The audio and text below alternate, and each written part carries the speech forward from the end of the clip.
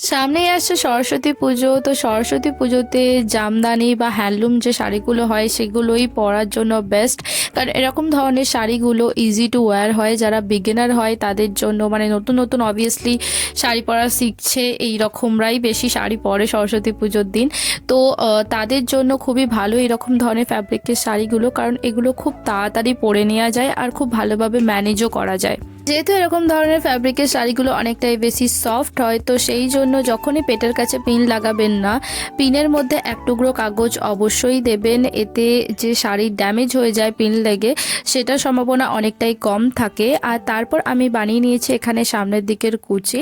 তো কুচি বানিয়ে নেওয়ার পর একেবারে শেষে আমি বানিয়েছি আঁচলের কুচি। এই শাড়িগুলো এতটাই বেশি ম্যানেজেবল হয় যে না সামনের কুচি করতে বেশি সময় লাগে, না আঁচলের প্লিট করতে।